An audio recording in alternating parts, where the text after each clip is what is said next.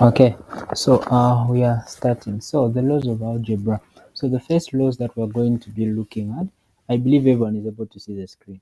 So for the laws of algebra, the first one that we're going to look at are the ones which we call the idempotent laws. So first kind of laws that we'll be looking at will be the idempotent laws.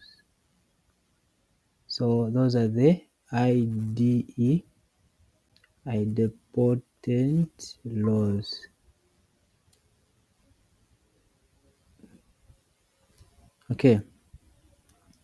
Okay, so those are the idempotent laws. So what are they? So basically for the idempotent laws, what you are looking at laws of sets that say A union A is equals to A, and also says A intersection A is equal to A. So to make logical sense of these things, what it basically means is if you get a set A and you add it to itself, you're going to get set A, right? And then also if you want to find the elements which are common in A and in A, you're going to end up with set A, isn't it? So that's the general understanding there. Now what's important is not just knowing them but also being able to prove them. So in proving them, what you have to understand is these principles. So this symbol we know says that it's a member of or it's an element of, isn't it? So what happens is when you have that symbol, any place where you have or, it will be synonymous with union of sets. Then any part where you have the word and, or where you've got intersection, you use the word and. Now the exact opposite happens when you have this symbol which is does not belong to or is not an element of, which means that for this one when you've got or, it's actually synonymous with intersection. Okay, so let me just add people are trying to join. Yeah, so when you are with that, it's going to be synonymous to what? So it's going to be synonymous to those things, right? Okay, yeah, so it's going to be synonymous to those things. Then what you're going to do then is, yeah, so that's something that's very, very important to understand and to take note of. So do you have any questions?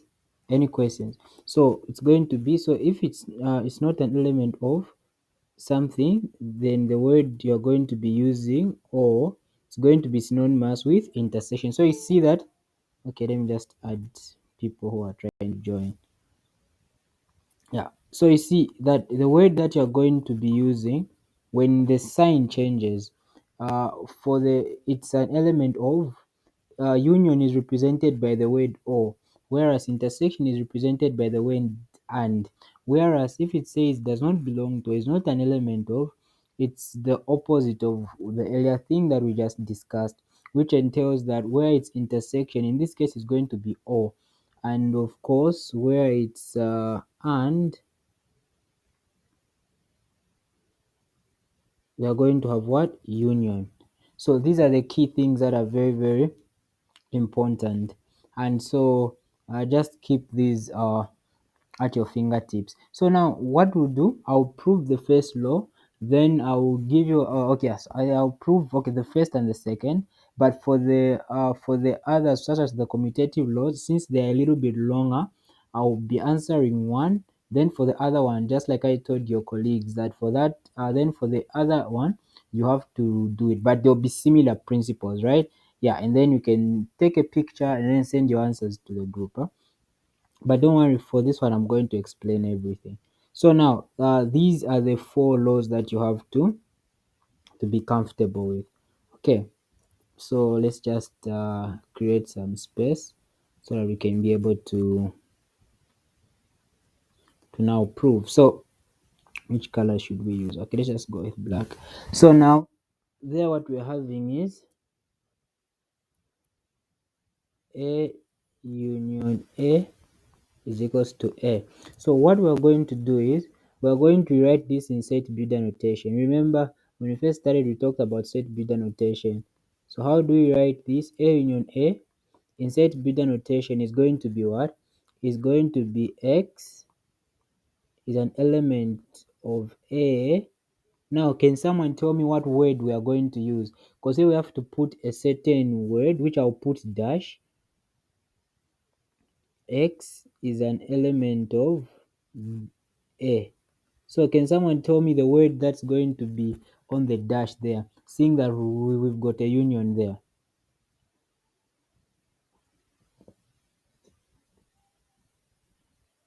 Yes, there's someone that wants to say something? Exactly, right? O. Why is it O? Perfect. Because here is the symbol, it's what? Is an element of, and then we've got union. So it's going to be O.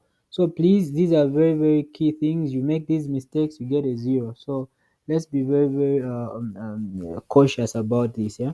So then now, what we are having here, when you look at these two statements, this and that, they are basically the same, right?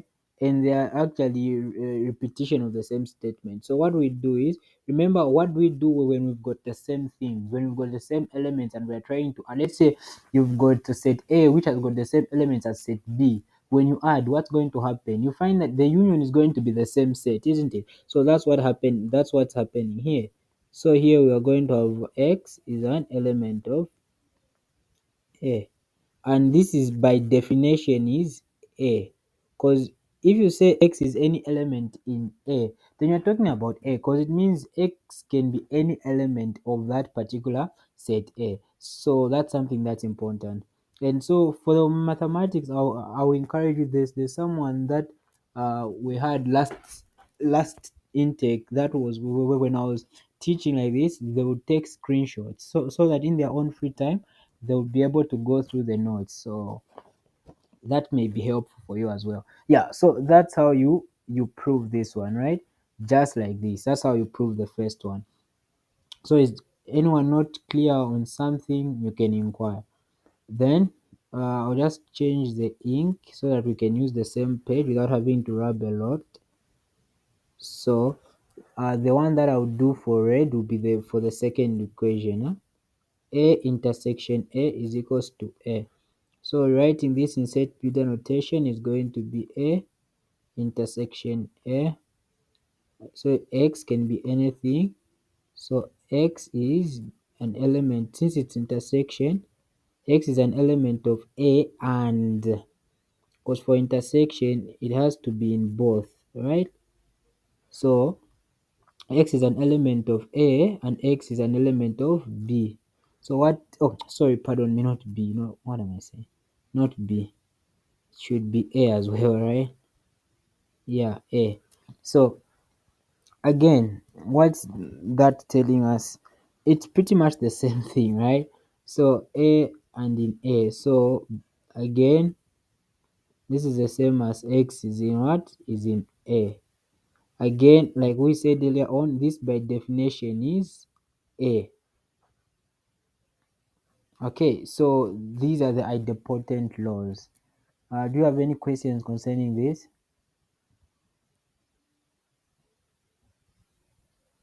Okay, so if there are no questions concerning this, then we'll do this. Yeah, then we're done. So now, okay, so let's just see how we can wrap this. Yeah, so basically that's how you want to be able to prove this. So that's just the first law. So now we're going to talk about the identity laws. So the identity laws, these, or something. I can't get what you're saying. It's been cutting from the start for me. oh, okay, just try to disconnect then connect again. Maybe your internet may have a problem. So the second law that we have is the identity. The identity laws. So the identity laws.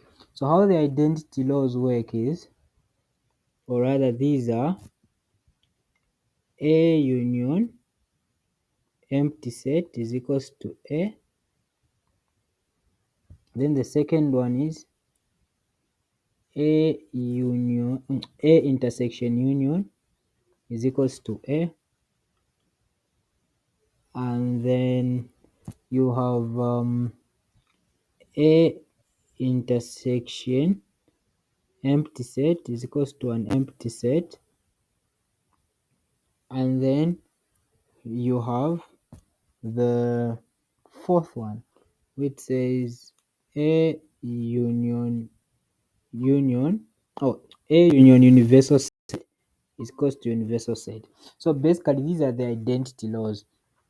So to just explain the first one, it says when you get set A and you're adding an empty set, what are you going? An empty set is the same as zero, isn't it? So if you are adding a set to zero, then what are you going to get? You're just going to get that particular set, isn't it? Then when you go to the second one, so we've talked about this one, right? We've talked about this one. Then when you go to the second one, A intersection universal set, it gives you A because you've got all the elements, and then you just say, okay, you know what? I just want those elements which are found in the universal set and which are found in A. What are those elements going to be? They're going to be those that are forming what? Set A. Okay. Then we now go to the third one. The third one says A intersection empty set. Again, you are saying I want elements which are both in set A and in an empty set. An empty set doesn't have anything. So if an empty set doesn't have anything, then how do you expect to have any intersection, to have any elements which are going to be both in set A and in the empty set? Doesn't add up, right? So that's why it's an empty set.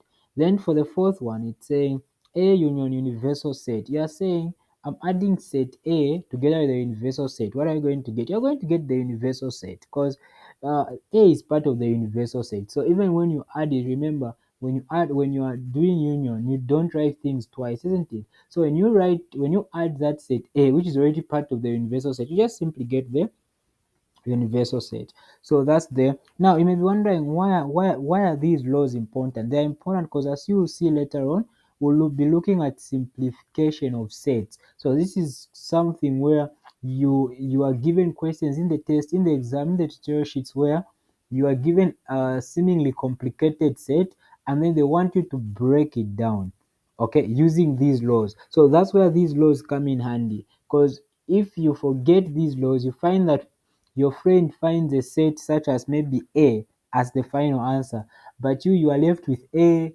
intersection something, A intersection A, and then you leave it there, right? So then whoever that's marking will not say, this person didn't understand the idempotent laws, and you lose marks, right? So you are simplifying and then you reach a point where it's A intersection empty set and you leave it like that. Your friend goes on to simplify it by saying empty set. That person is going to score the full marks. You won't score the full marks, right? So perhaps in case you are wondering what's the importance of this, that's that.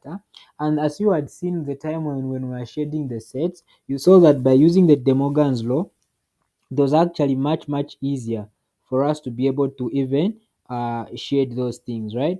Okay, so I was just trying to check that it's connected, because I think we had an incident last time where I was talking but people had actually disconnected due to different circumstances. Okay, so that's really about it. Uh so basically that's what these laws are for. So let's prove the first and the second, yeah, and then for these the last two concepts are the same, and so yeah, you should be able to get through. So do you have any questions?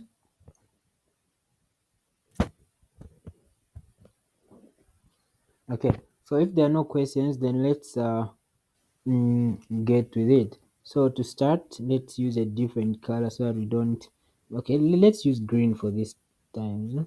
So let's say A union empty set is equals to A. So writing this in set builder notation, is going to be X is an element of A O. Okay, X is an element of empty set. Now, when you're at this point, you now have to think logically. Yeah? Uh, can X be an element of an empty set? No. So we disregard the second part. So we disregard this part because there's no way you can have X being an element of an empty set because an empty set doesn't have anything. So now what we are going to be left with is X is an element of A, which, as you have seen from our previous solutions, by definition that's set A. So then we've proven this. Huh? Yeah, so let's use blue for the next one so that we don't uh, have things looking all over the place. So now let's now have the second one. So the second one is A intersection union is equals to A. Again, what do we do? Write it in set beta notation. So okay, so let me just create some good space. So you're going to say A intersection universal set is going to be X. X is an element of A and X is an element of the universal set. Now here again you have to think logically. Yeah? So think of it this way. You've got an entire universal set, right? And then you've got set A. And here we've got the word and. What does and mean? And means what is in A and what is in the universal set. Now we know that the universal set contains all the elements of A, isn't it? So what that means is that when we are looking for elements which are both in set A and which are both in the universal set, we are basically looking for set A because we are looking for elements which are both in set A and in the universal set, isn't it? So because we are looking for those elements which are both in set A and in the universal set, we are just basically looking for what? We are basically looking for set A, and by definition that's set A. So those are the identity laws. Anyone who's not clear, who's not comfortable about anything, please feel free to ask. So now we're going now to go to the commutative laws. So before we talk about the commutative laws, I want us to discuss what determines equal sets. So because for proving these other laws which are coming up, it's very, very important that we discuss how do you determine or how do you determine that two sets are what? Two sets are equal. Okay, so how do you determine that two sets are equal? So now that's very, very important for us to know and for us to be comfortable with. So let's just try to check. Okay, so I think maybe network issue, but I'm sure I'll be able to reconnect in a short while. So I'll just continue since this will be recorded, but when the network restores, you'll be able to catch up. Huh? Okay, so now what we are having is, so to determine two sets, for instance, if we've got A is equals to B, what we have to show to prove that these particular sets A and B are equal, we have to prove that A is a subset of B and that B is a subset of A. So to go over the first one, the first concept, if we say that A is a subset of B, what does that mean by definition? By definition, that means that everything that's in A is in B, isn't it? So now that's very, very important to take note of because we are saying everything that is in A is in what? Is in B. Okay, and then we go now to the second part again where it says B is a subset of A. That simply tells us to say everything that is in B is what? Everything that is in B is in set A as well. So that's really what we'll be doing to prove these particular concepts. Okay, So that's what we'll be doing to prove these particular concepts. So what we'll do now, let's now go to the commutative law. So this one is going to be the third one, commutative law or commutative law.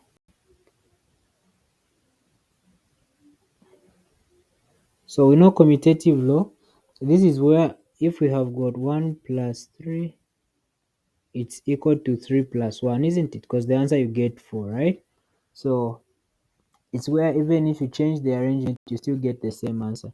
So in terms of sets, the examples that we have is A union B and B union A. And then the second one is A intersection B and B intersection A. I'm unable to see the screen. Okay, so maybe it could be something that happened with. Okay, so let me. Okay, so someone is not able to see the screen. So what I'll do is I'll. Okay, let me just do this. Okay, yeah, to start sharing in a short while. So that's really the concept there. Yes, I'm sharing it now. Okay, I think yeah, this will do it. So now, so like what I was saying, for us to be able to prove that two sets are equal, we have to prove that what? We have to prove that, okay, you can now see the screen, huh? Okay, yeah. So what we have to prove is we have to prove that the two sets in question are subsets of one another. So that's what I'm talking about, right? The one that's written in black. That's how we prove that two sets are equal. They have to be subsets of what? Of each other. The screen is now visible, isn't it? Okay.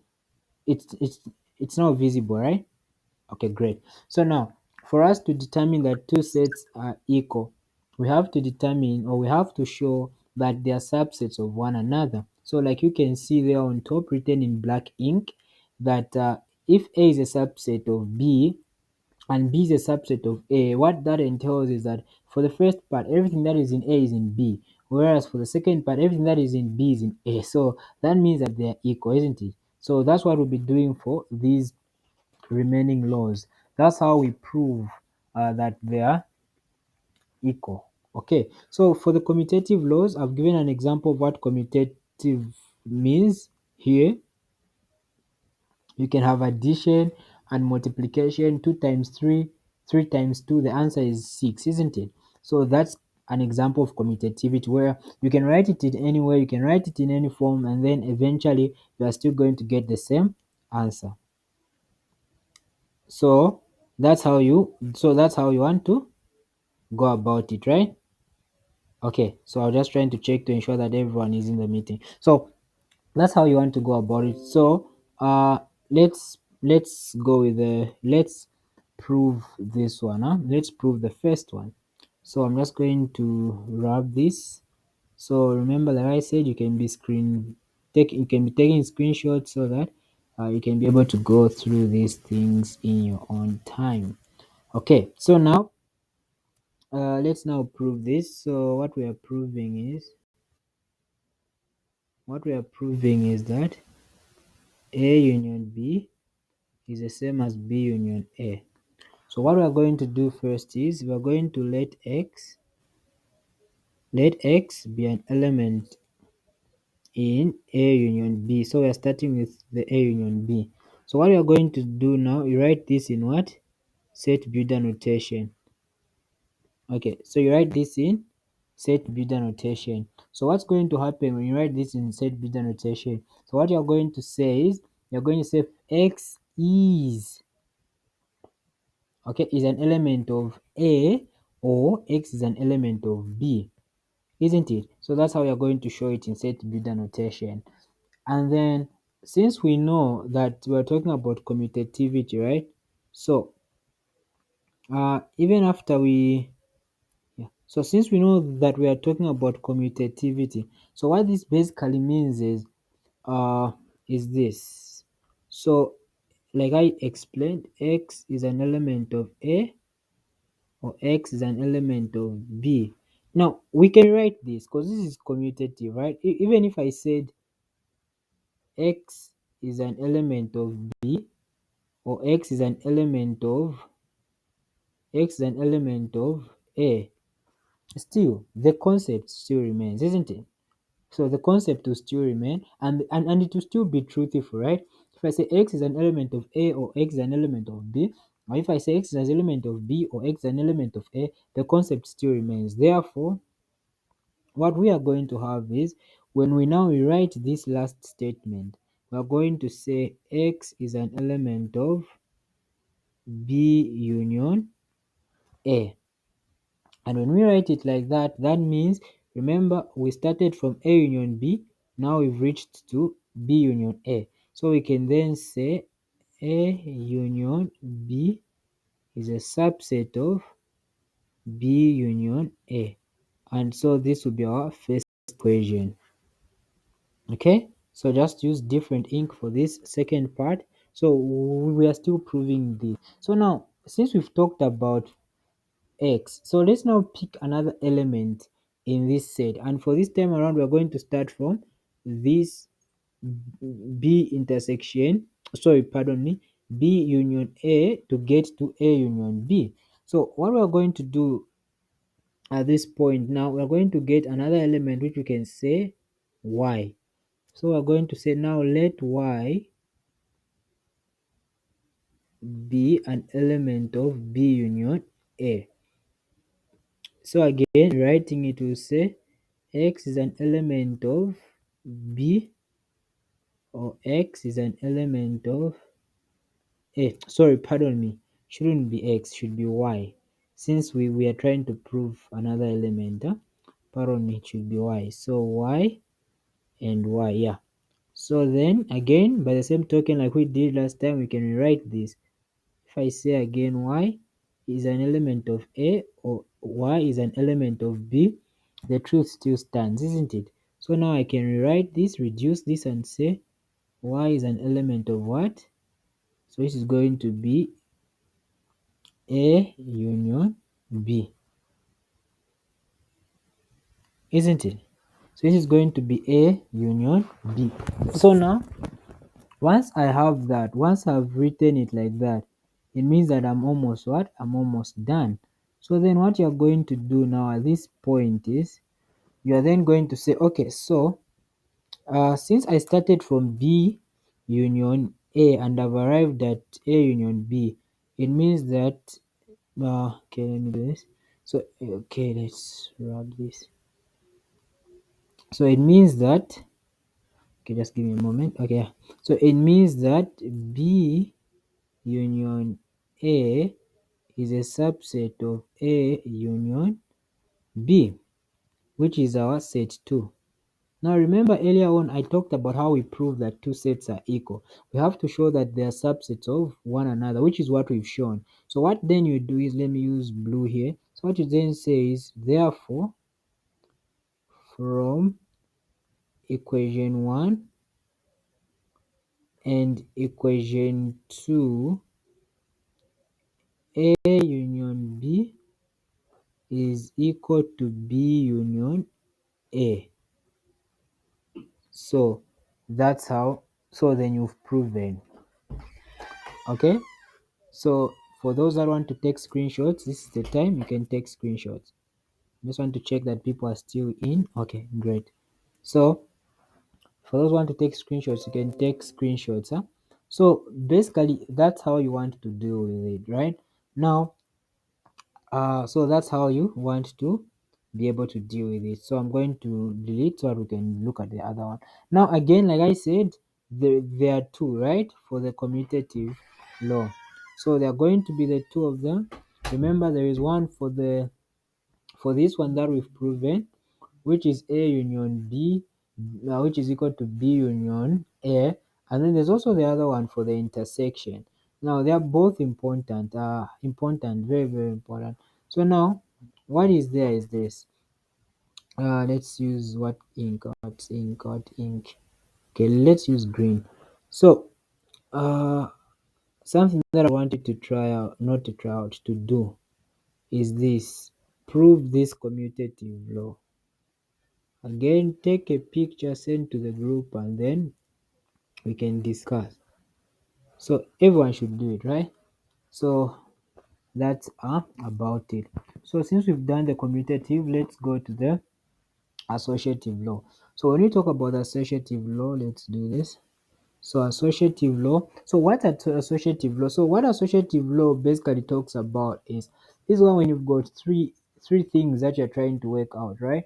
Let's say you've got three numbers, and these three numbers, when you add them in any order, when you first add the first two, the last two, you still get the same answer, right? So for instance, let's look at this. So let's what ink can we use? Okay, so let's this is the associative law. The associative laws. So for the associative laws, let's just look at numbers, for instance, before you can start to go down and look at the path of sets. Let's look at numbers. So if I've got 1 plus 3 plus 4, and I've got 1 plus 3 plus 4. So if I decide to add them in this order, so this will be 4, this will be 4, this will be 8, this will be 1, this will be 7, and this will be 8. So you see, I've added them in different orders and I'm still getting the same answer, right? That's the law of associativity. So what this basically means that even for sets, this actually happens. When you have got a set such as, okay, let's use a different shade, color of ink so that we don't, okay, let's use something lighter so that we don't make mistakes. So what this means is that if I've got sets A union B union C, it's actually going to be the same as A union open bracket. It's going to be the same. Then the second one is for the intersections. A intersection B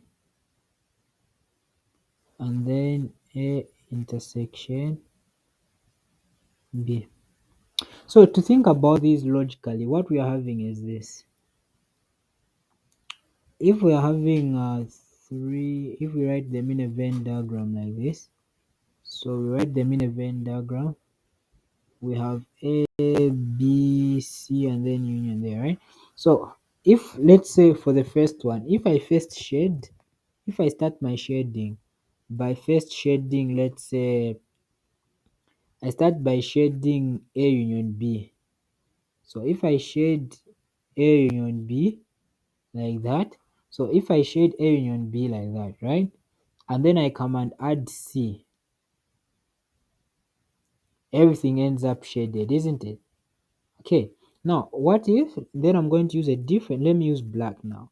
Then if I start by shading B union C, so I start with the black, B union C, okay, you see now the B union C, and then I come and add A. So you see, I'm still shading the same thing. So that's just to give you a graphical idea about the associative laws. Okay, so now let's prove them. So, like I said, you need to be comfortable with proving this first, because they can bring it just as a question where you have to prove, and most importantly, when it comes to the simplification of what? Of sets. Okay, simplification of sets. So let's go in with this. So we're going to be proving this.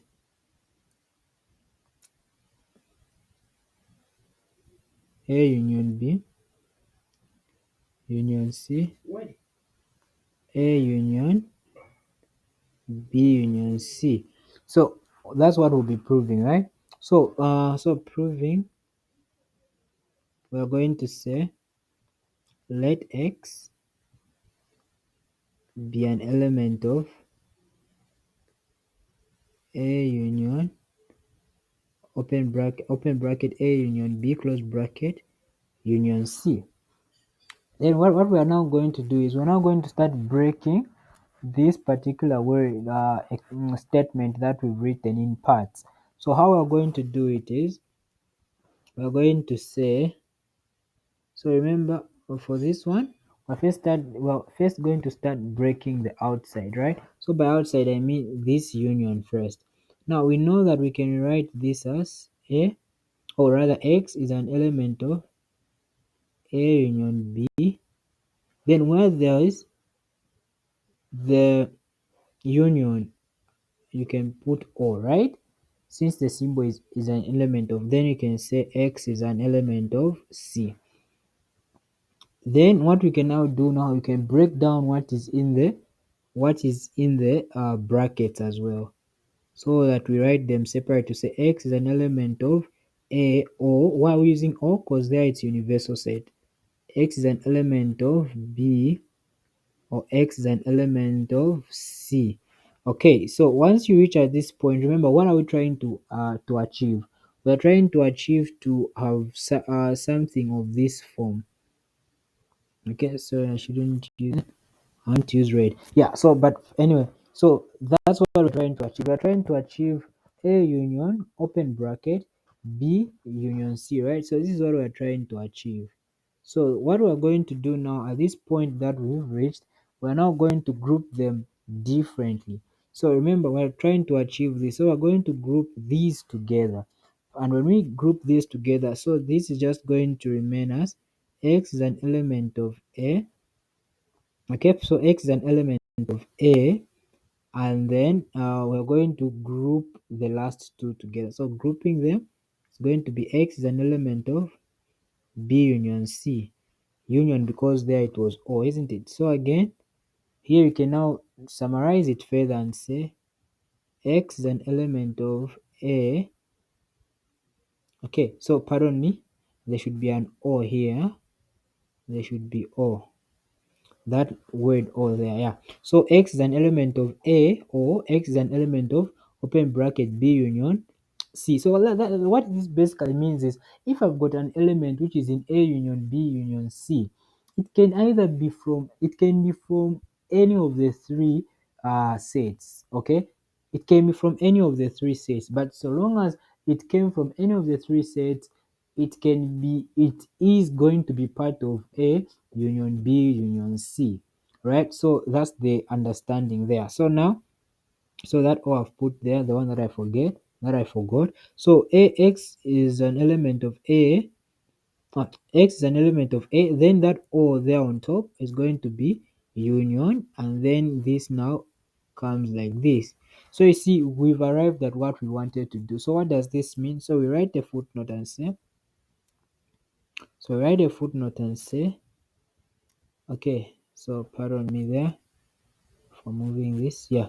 So we're going to write a footnote there, which is going to explain. Okay, let me just move these things there. Yeah. So we're then going to write a footnote, which is going to explain. Okay, which is going to explain to say,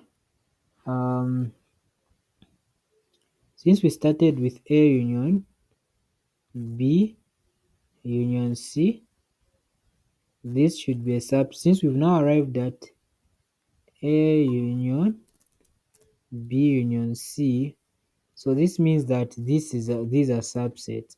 So this is going to be our equation 1. Okay, so let me just check if people are still in the meeting. Yeah, so that's really the concept here, right? So that's really the concept there. Okay, I'm just trying to check that people are in the meeting. Okay, I think it stopped sharing the screen, if I'm not mistaken. Yeah. Okay, so basically that's how you want to be able to handle this. So in case the screen stops showing, just let me know so that I can quickly work on it. Yeah, so in case you stop seeing what I'm projecting, just let me know, because I can be deep with the solving and then I forget to take note of that, right? So basically that's the approach, right? So you say X is an element of open bracket A union B, or X is an element of C. Then you group those last two because that's what we are trying to achieve, and then you then write them as B union C. and then you break it down until you arrive at our first equation, isn't it? So that's how you want to go about it. So since we've just proven moving from this going forwards, now we have to go backwards as well, because remember, for us to prove that two sets are equal, they have to be subsets of one another, but we've only found one subset in this case, so meaning that we still have something to do, something to work on. So now for this one, like we did for the earlier one, let's use green. So we're going to use y. So now let y be, so we're going to say let y be an element of A union B union C. Okay, so we are breaking it down like that. Then what you're going to do, again the same as we did, so we start breaking it down from the outside, where we say y is an element of A O. So you see that union outside becomes O. Y is an element of B union C. And then we break down further this one to say Y is an element of A, or Y is an element of B, or Y is an element of C. Since we are trying to arrive at brackets being with A and B, so we're going to now group these. So grouping this, we are going to say Y is an element of A union B, or Y is an element of C. So meaning we can then rewrite this and say Y is an element of A union B union C. Okay, so this means that we started from A union B open bracket B union C. Now we've reached at A union B or open and close bracket union C. So that means that what we started with was A union B union C is a subset of A union B union C. That's our second equation. So we've been able to prove that these are subsets of one another. Therefore, we can then say, so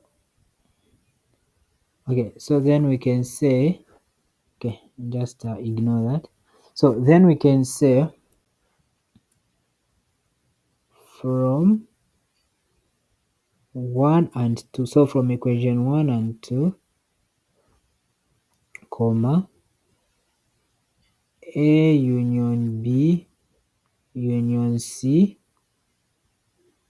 is equal to A union open bracket B union C.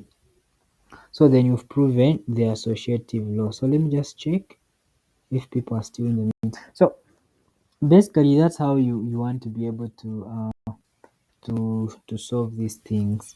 So that's how you should be able to solve these things. Okay, so that's me just trying to check to ensure that the screen is being shared and that everyone is in attendance. Okay, now, so again, just like I said earlier on, the second one, I would like you to try it out.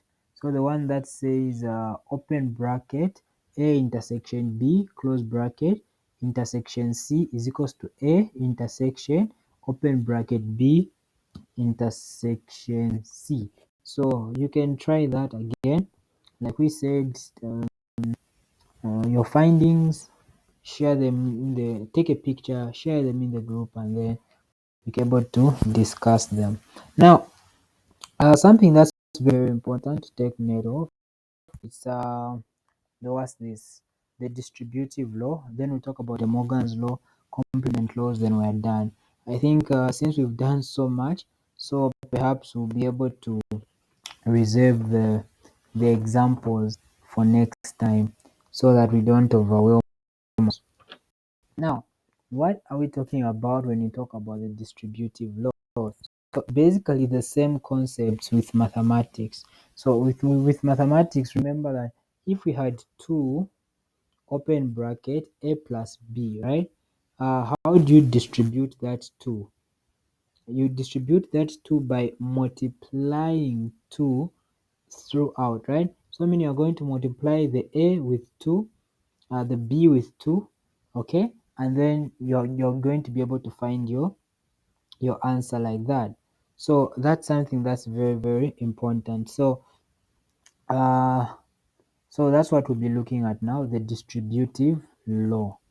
Okay, so let's just grab our screen and then we'll proceed with the distributive law. Uh so like I said, for the associative law, I want you to try out the this second one. So associative law, I'd like you to try out this.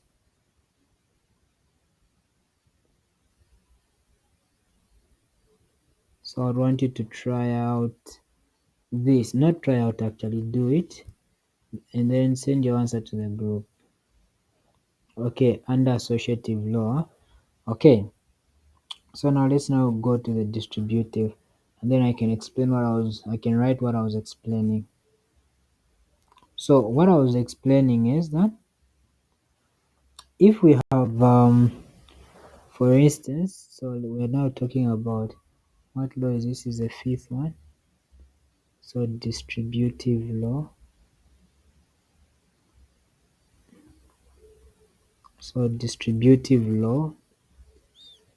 So what I was talking about, if you have something like 2 like that, right?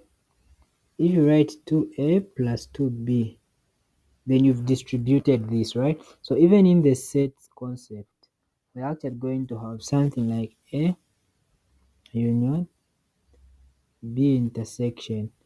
So how do you distribute this? You get a union b, then that one which is in the middle is the same as this plus there on the middle. The intersection comes out, then you're going to have a union c. Okay, then again for the second one, again you're going to have a intersection b union c. So for this one, it's going to be a intersection b union a intersection c. Now what's important about this is, and most people can usually confuse this with the associative law. You realize that with associative laws, the symbols were being the same. So if it was intersection throughout, it was intersection throughout. If it was union throughout, it was union throughout. But for the distributive, you see that the sign that's in the bracket, if it's intersection in the bracket, it's going to be union outside, right? So that's how you can be able to tell them apart, at least since it's the you are just learning them for the first time. So that's something that you can use to be able to tell them apart. But of course, from examples that I gave there with 2 open bracket a plus b close bracket, that should be helpful as well. So now let's go on to prove this. Okay, so we're going to have so we are proving this. So we'll just prove the first one, then the second one you do as we've been doing, where in your free time you answer and then you send pictures to the group. So it's going to be a union c, yeah, like that, huh? So again here what we're going to do is let x be an element of a union b intersection c, then x is going to be an element of a, or okay, x is going to be an element of b and c. Then what we are going to have is x is going to be an element of x, or x an element of a, and So here you see the and coming about. Huh? So and x is an element of C. Sorry, here it should be B. It should be an element of B, not A. B. Huh? Then what we're going to do now, we are now going to distribute. So what we're going to distribute is this with that and this with that. Then the and, that's like the way the plus was would be on the middle. So what we're going to then have is x is an element of A, x is an element of B, and so the and is on the middle like the way the plus was earlier on. X is an element of A, or x is an element of C. So now what we are going to have, we can then rewrite what's in the brackets saying x is an element of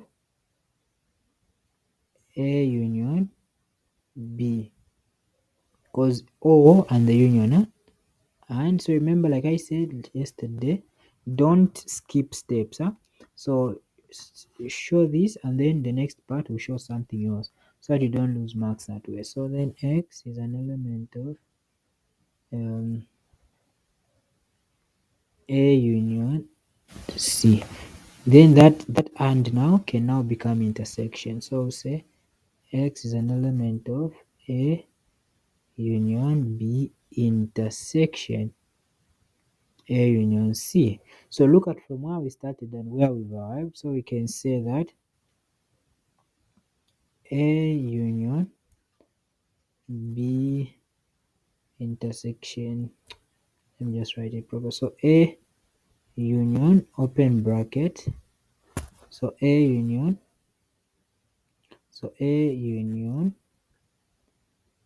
B like that, and then it's a subset of A union B intersection A union C. That's our equation 1. Okay, so that's our equation 1. So now what we're going to do is basically what we've been doing, where we're now going to say, okay, since we've done this, let's now see if we can prove the other. So just move those things to this side and use a different ink. So now now we're going to start from these other things. So we're going to start from here now. So let y be an element of A union B intersection A union C, and then this is going to be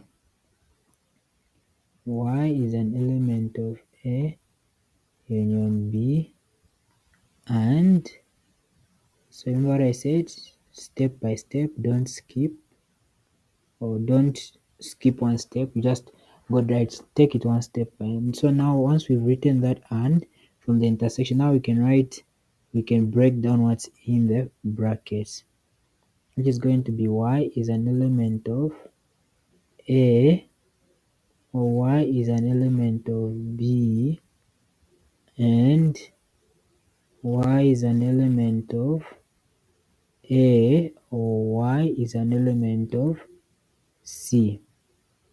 Okay, so now after doing this, then you can now remember what are we trying to do now?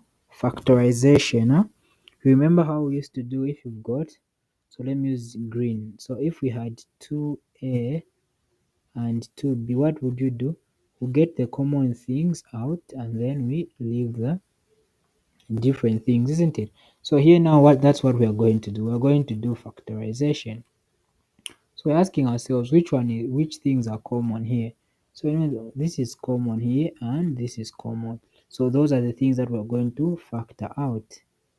So we're going to factor those things out, and what's going to remain is going to be B. Y is an element of B, and this and here, then y is an element of C. Then when we break it down further, we're going to have A is an element of A, Y is an element of A, or remember what I said, don't skip steps. So this step you deal with the bracket, and then sorry, not like this. So you deal with the brackets first, and then you come to the other things, so that way you don't get to lose any marks. Okay, so you do it like that. Okay, so let me just increase our space like that. Okay, great, this should do. Yeah, so now what then we are going to have is Y is an element of A, that all becomes union B intersection that. So now you see that we started from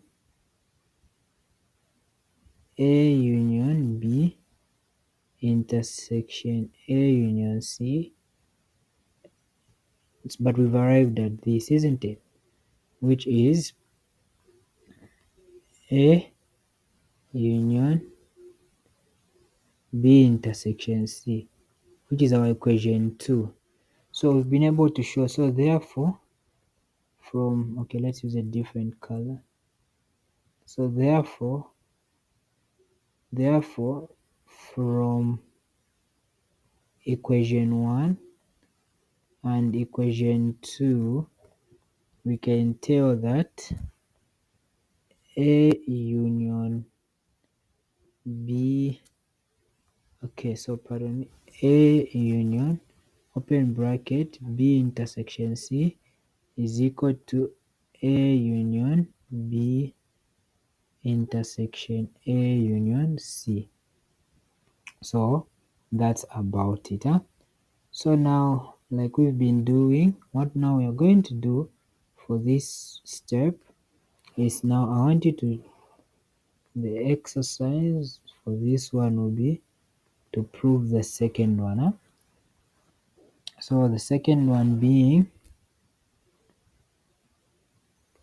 A intersection B union C is equal to A intersection B union A intersection C. So the concept's similar. Okay, so now let's now look at what I would arguably say what the most important. Okay, yeah, I think this is one of the most important laws, which is the second last. Then we are done. I think we've looked at quite a number of things. So we're going to look at the what we call the De Morgan's law. Okay, the De Morgan's law. Okay, so let's just. So this is everything that we've done on this. So in case someone wants to take a screenshot, this is the best time you can take a screenshot. Okay, so now let's now talk about the De Morgan's law. So De Morgan's law, you remember the time when we are shading sets, we actually used the De Morgan's law to shade some sets. I'm sure some people might recall that we used the De Morgan's law to shade some sets, and I'm sure you might remember that it was very actually helpful when we used the De Morgan's law. Okay, so what does the De Morgan's law do? So what basically the De Morgan's law does is you are distributing a complement throughout. Okay, so you're basically distributing a complement throughout. So what that basically entails is, okay, so De Morgan's law. So De Morgan's law. Okay, let me just make my, okay, just make this a little bit thicker. Okay, yeah. So what basically De Morgan's law allows us to do it allows us to distribute the complement, right?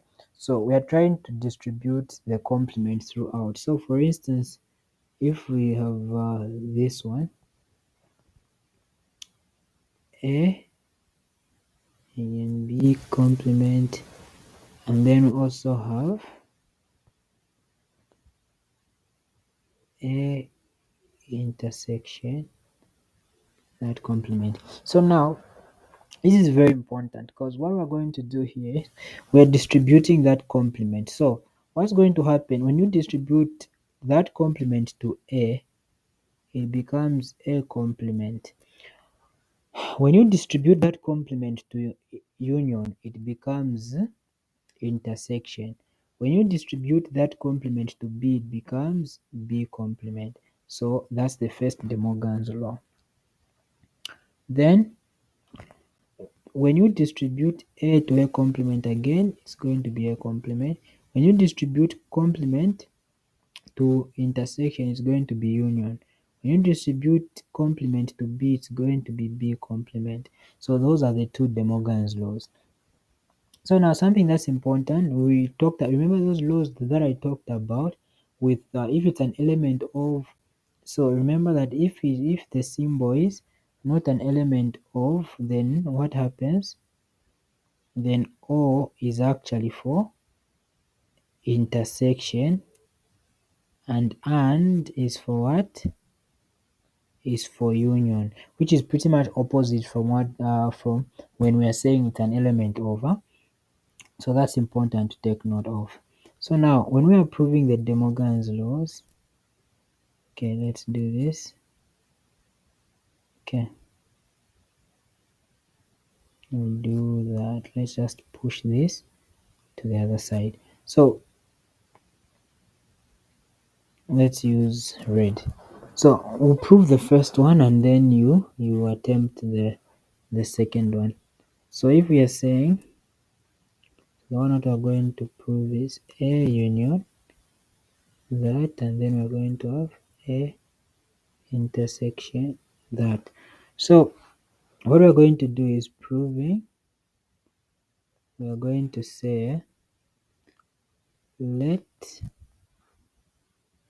X be an element of A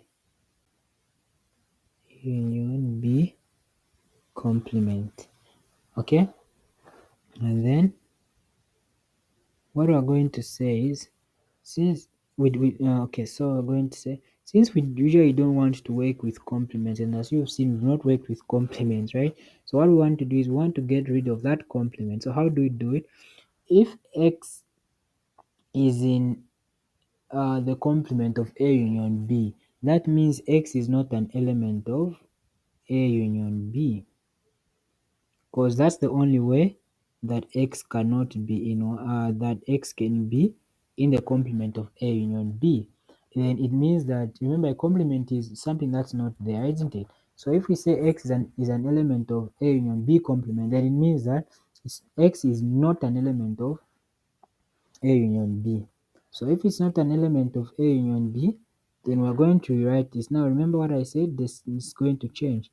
So it's going to be X is not an element of set A. Now remember that's union there, but since the symbol we're using the one is not an element of, so it's going to be and. Then X is not an element of B.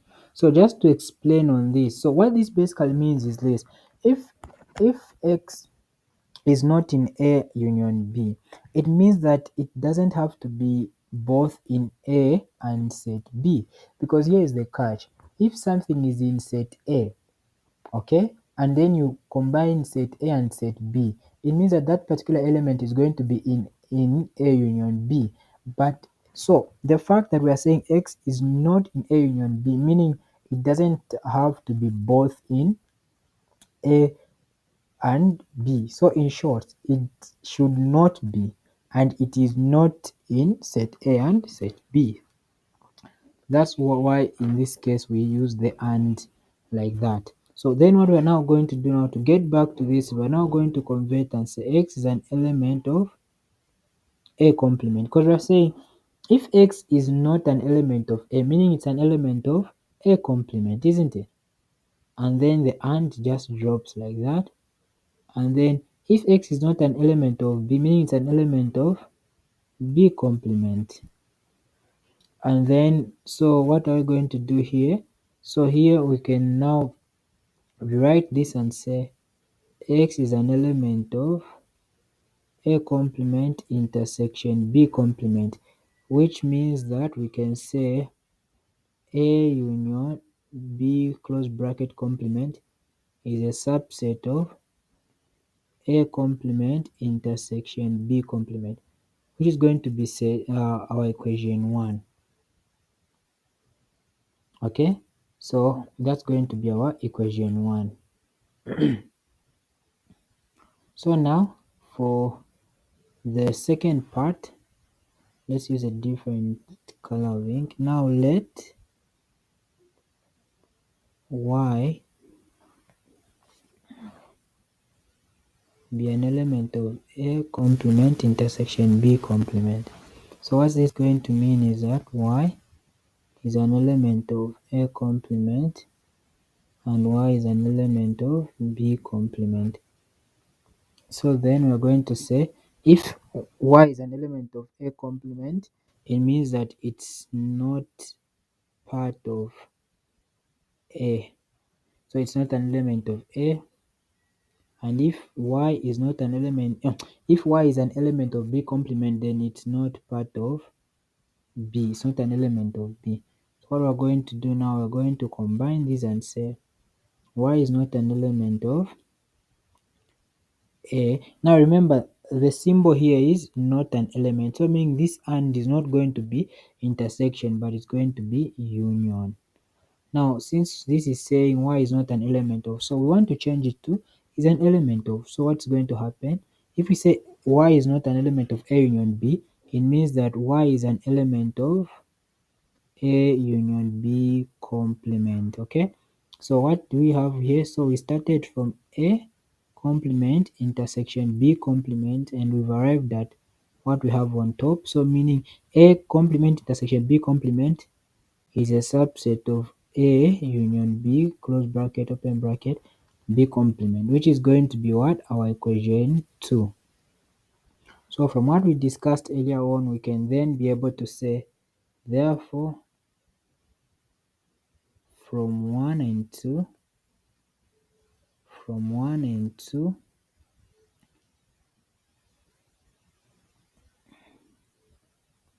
A intersection B, A complement intersection B complement is equals to A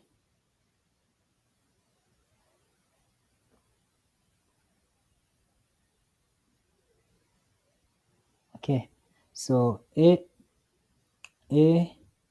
complement intersection, that complement is equal to what?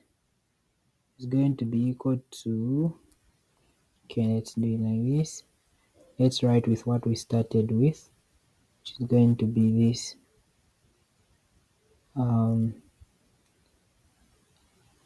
A union B complement is equals to A complement intersection B complement. So then we've proven the first De Morgan's law. Now, like I said again, our exercise proving the what? The second law. So proving the second law says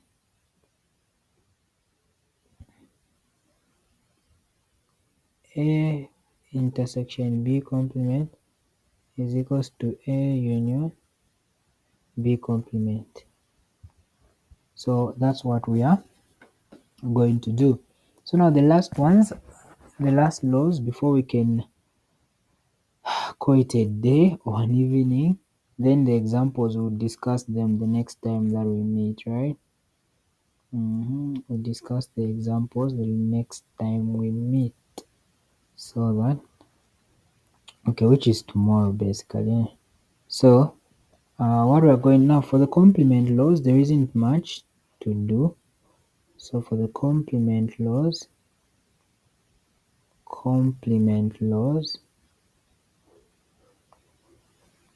these just state, okay, pardon me there. Okay, so let's just put this there up and like that. Okay, great. So what this mean, what this says that if you have a union A complement, so what's not in A and what's in A, you're going to get universal set, which makes sense because if you say A and everything else that's not in A, but it's in the universal set, but you combine A and the A complement, you get a universal set, right? Then if you say A intersection A complement, that's an empty set, which makes sense because there's no way you can say what's in A and what's not in A, and then you want to find the intersection. It's going to be an empty set. Then when you get complement and complement, remember it will be acted throughout, so it's just remain A, right? So A complement raised to A complement, you get A, or if it's B complement raised to B complement, you get B. So that's that. Then complement of universal set is an empty set, because here's the thing, the universal set is everything that we are looking at. If we say the number of students, okay, the number of students in natural sciences, right, and then we say complement of that, that means it's an empty set because we are saying we don't want everything that's in the universal set, then that's an empty set. Then if we say complement of an empty set, that's a universal set. So what's a universal set? Everything. So if we say we don't want an empty set, or the complement of an empty set, that means we are saying, oh, we want the what? The universal set. So basically these are the complement laws. So when we meet tomorrow, we'll be looking at examples and then also making use of these laws by simplifying sets, and that should do it for this topic of sets. So basically that's really how we will go about this. If you've got any questions,